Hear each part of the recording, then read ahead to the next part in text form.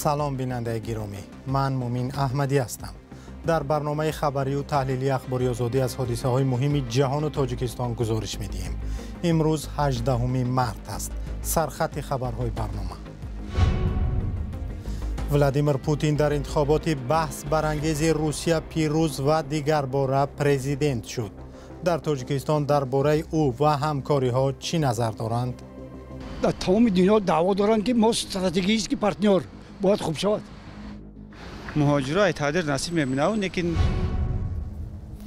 دادگاه عالی تاجیکستان 5 گمانبر در قتل معاون اول رئیس آریان بانک را به حبس ابد محکوم کرد.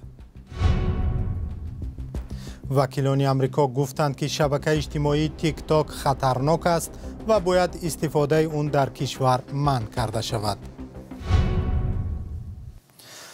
برنامه را با خبری از نتیجه انتخابات بحث برانگیز ریاست جمهوری روسیه آغاز می‌کنیم که از قبل غالب آن پیشگویی می‌شد. کمیسیون مرکزی انتخابات روسیه ولادیمیر پوتین پرزیدنت کنونی را پیروز اعلام کرد.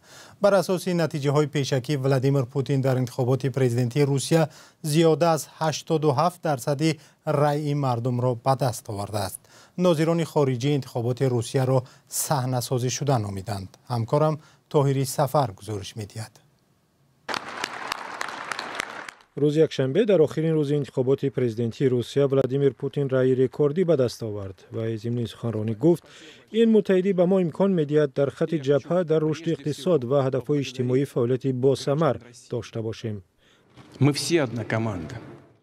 امریکا انتخابات پرزیدنتی روسیه را تنقید کرد و گفت این کارزار سیاسی شفاف و عادلانه نبود، ولی رئیس کمیسیون مرکزی انتخابات در مسکو گفت پوتین با کسب رکوردی 88% رأی مردم پیروز شده است. اکنون افسر سابق کمیته امنیت و پرزیدنت 71 ساله 6 سال دیگر سر قدرت میماند و با این ظاهرا دیکتاتور شوروی یوسف استالین را هم پیش گذاشته طولانی عمرترین رهبری روسیه در 200 سال اخیر خواهد بود. با توجه به سرکوب بیرحمانه مخالفان سیاسی، تحلیلگران به پیروزی پوتین شک نداشتند، اما مخالفت وجود داشت. جانبداران الکسی ناوالنی که ماه پیش در زندان درگذشته از روسیه‌ها خواستند به معرکه اعتراضی نیم روز ضد پوتین بپیوندند و به خیابان برآیند و مخالفت خود را نشان دهند. خبرنگاران در بعضی از مناطق جمع آمدن ناراضیان را مشاهده کردند، ولی در میان رای دهندگان دیگر فرق کردن آنها آسان نبود. شهروندان روسیه در خارج هم در حوزه‌های آوازدهی جمع آمدند. در برلین همسر الکسی ناوالنی را با کفگوبی پیشواز گرفتند و گفت در ورقه آوازدهی اسم شوهر مرحومش را نوشت. در مسکو 10 نفر سر گوری ناوالنی رفته به شکل رمزی به طرفداری رهبری مخالفان آواز دادند. در روزهای گذشته انتخابات هم در روسیه اعتراضهای پراکنده رخ داد. از جمله برخی‌ها به نشان اعتراض حجره‌های رایدهی را آتش زدند و به قوطی‌های آوازدهی رنگ ریختند. بنا به گزارش‌ها روز یکشنبه 10 نفر را در سراسر روسیه بازداشت کردند. انتخابات پرزیدنتی بعد از 2 سال تجاوز روسیه در اوکراین برگزار شد که مرگبارترین نزاع در اروپا پس از جنگ جهانی دوم خوانده می شود. خود پوتین آن را عملیات مخصوص نظامی می نامد. رئیس جمهور اوکراین ولادیمیر زلنسکی گفت در انتخابات روسیه یگان ذره قانونیت وجود ندارد. در 3 روزی رایدهی هم جنگ ادامه کرد. اوکراین با کارخانه‌های کارکرد نفت ضربه زده منطقه‌های روسیه را تیرباران کرد. پوتین گفت این حمله ها بی جواب نمیمانند. امامعلی رحمان پرزیدنت تاجیکستان صبح امروز پوتین را تبریک گفت و پیروزی او را غالبیت بحث ناپذیر نامید.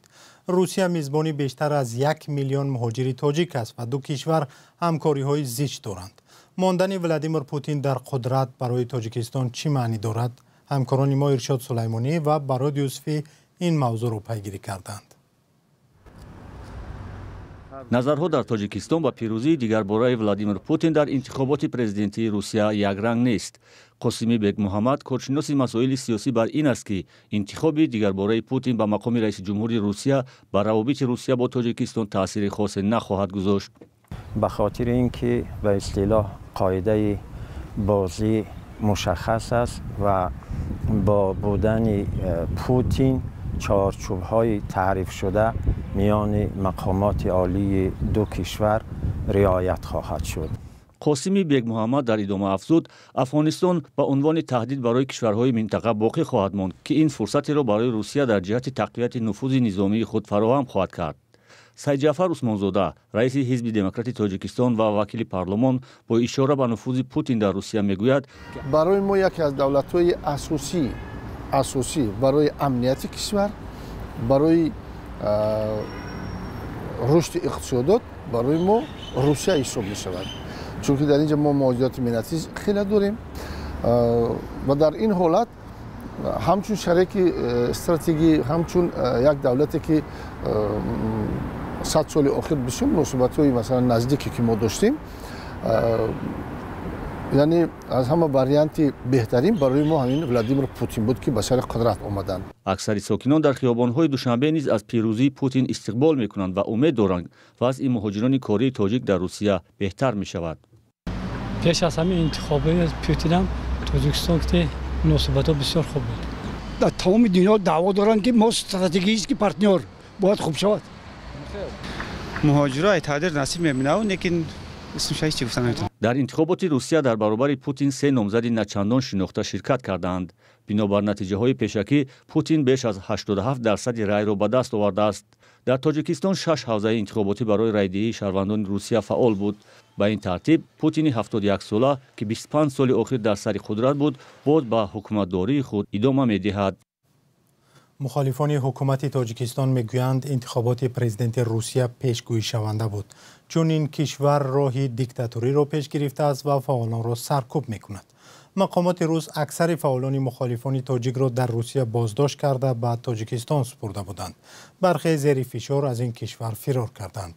муҳаммад Собири Абдуқаҳор, узви созмони дар Тоҷикистон мамнӯи гурӯҳи 24 ки солҳо дар Русия зистааст, чунин гуфт: و مثل دیگر کشورهای پساشوروی که در اینجا متاسفانه دیکتاتورها حکمرانی میکنن و تا وقتی که این دیکتاتورها هستن، این رژیم ها هستن، البته که همون افرادی که در قدرت هستن همونا پیروز میشن تا دمی که تغییرات همون کشور یک تغییرات داخل نکنند. البته که تغییرات در جامعه باید جامعه دیگر باشد، جامعه یک جامعه دموکراتی باشد و هر یک نفر بتواند که نامزدی خود بگذارد و به یگان تهدید و به یگان ترس با مردم با نفرانی که را انتخاب میکنند صحبت کرده بتواند. در این مورد میتواند که یگان دیگرگونی شود.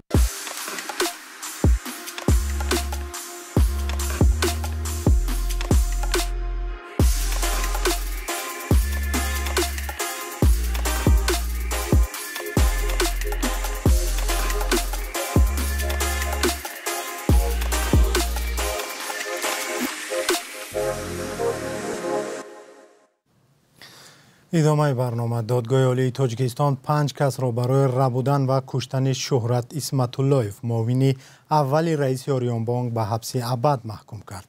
ин ҳукм ки вазкунандаи ҳукми қатл аст, рӯзи 18 март дар боздоштгоҳи муваққати Душанбе содир шудааст. рабудан ва қатли Шӯҳрат Исматуллоев ки тобистони соли гузашта сурат гирифт, як ҳодисаи пурсару садо дар ҷомеа буд. ҳамкорам Мирзонабӣ Холиқзод ин мавзӯъро пайгирӣ кардааст. Мирзонабӣ, 5 нафаре ки ҳукми абад гирифтанд кистанд ва афроди дигар чанд соли ҳукми зиндон гирифтанд?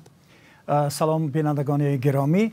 муъмин ду манбаи аз ҳам ҷудо рӯзи 18 март, яъне ҳамин рӯз ба радиои Озодӣ гуфтанд ки додрас Дилшод Саидмуродов ки ӯро бо номи Дилшод СБ мешинохтанд, Қамар Азизов ки ӯро фармошгари қатл ном бурда буданд و اکمل احمدов، بختاور سفرов و شاهرخ خوجاев دیگر از شریکان در صادر کردن این جنایت به حبس 1 عمری محکوم کرد.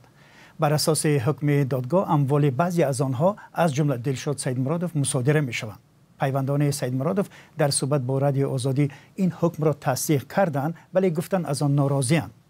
با گفته منابع رادیو آزادی 9 کس دیگر با اتهام‌های گوناگون از جمله خبر ندادن درباره جنایت از 1 تا 8 سال زندانی شدند. و یوسف رحمان دادستان کل تاجیکستان در ماه فوریه همین سال هنگام نشست خبریش گفته بود که در رابطه با ربودن و قتل شهرت اسماعیلوف بر ضد 18 نفر پرونده شدند. از اینها 14 نفر در کرسی عیبداری نشستند، 2 نفرشان در کافتکاب و 2 گمانبری دیگر ففتیدند.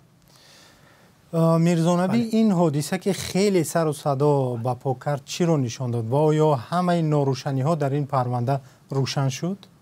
ببینید، واقعا ربوده و کشته شدن شهرت اسماعیلوف، معاون اول رئیس آریان بانک که رهبرش حسن اسدالله زاده دادر عروسی پرزیدنت تاجیکستان است یکی از قضیه های پرسر و صدا در سال گذشته بود.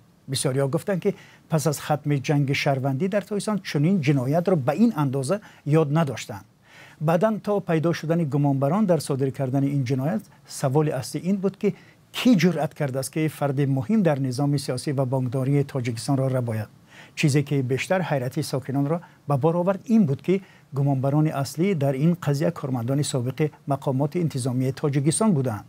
با این وجود هنوز جزئیات این قضیه روشن نیست. مقامات گفته بودند که گویا قتل بانکی را قمر عزیزوف، رهبر یک شرکت ساختمانی که شهرت شریکش بوده است، فرمایش داده است.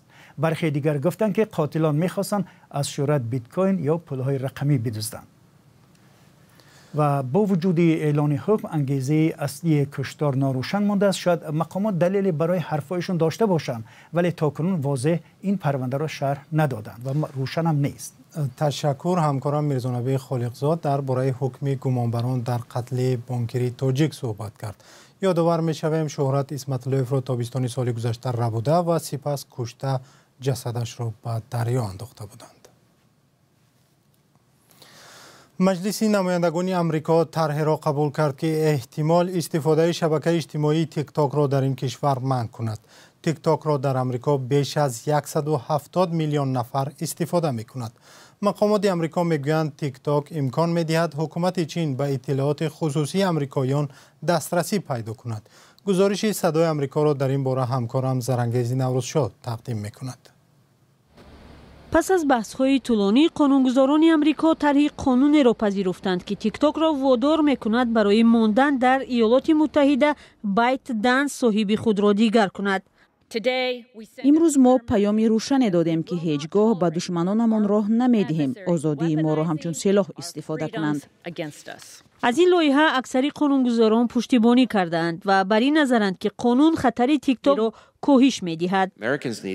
آمریکایی‌ها باید به خود سوال دهند که می‌خواهند به چین اجازه دهند تا به همه معلومات آنها دسترسی داشته باشد، حق استفاده معلوماتی که از طریق الگوریتم به دست می‌آید پیدا کند. می‌خواهند که به حکومت چین امکان دهند که چنین توانایی داشته باشد. تیک تاک گفت هیچ خطر به امنیت ملی امریکا ندارد، ولی قانونگذاران حرف این شبکه را قبول نکردند. نیت ما این است که تیک تاک فعالیتش را ادامه دهد، ولی نه تحت نظارت حزب کمونیستی چین. چین قبول طرح قانون را محکوم کرد. امریکا هیچ دلیلی ندارد که تیک تاک به امنیت ملیش خطر ایجاد می‌کند، ولی از تعقیب تیک تاک دست نکشیدند. برخی از قانونگذاران و حامیان حقوق بشر میگویند محدود کردن تیک تاک در امریکا دشمنی با آزادی بیان است. هر گونه محدود کردن تیک تاک نه تنها ضد آزادی سخن، بلکه ضربه بزرگ به اقتصاد ملی است. جو بایدن پرزیدنت امریکا گفت اگر سنات این قانون را قبول کند آن را امضا می‌گذارد. جانبداران جو بایدن از اول سال برای به دست آوردن رأی انتخاب کنندگان جوان در انتخابات در تیک تاک تبلیغات براه مانده‌اند. با 5 دانشجوی خارجی مسلمان از جمله یک نفر از تاجیکستان هنگام نمازگزاری در حدود دانشگاه گوجرت در هندوستان حمله شده است. رسانه‌های هند نوشتند که حادثه شام 16 مارس امسال در شهرک دانشجویان روی داد. آسیب دیدگان از تاجیکستان، ازبکستان، افغانستان، آفریقای جنوبی و شریلانکا هستند. 2 دانشجو، یکی از شریلانکا و دیگری از تاجیکستان در بیمارستان بستری شدند. این گروه به خارجیان حمله کرده به طرف آنها سنگ پرتافتند و حجره‌هایشان را ویران کردند. بیش از 20 نفر حمله‌گر بازداشت شده است. در سامانه رادیو آزادی با نام azadi.org و صفحه های ما در فیسبوک و تلگرام، شبکه ایکس و اینستاگرام، یوتیوب و تیک تاک و ادنکلسنی که خبرهای نوی ما رو بخوانید. اگر شما خبری نوی دارید یا شاهد حادثه شدید، بر رقم های رادیو آزادی تماس گیرید.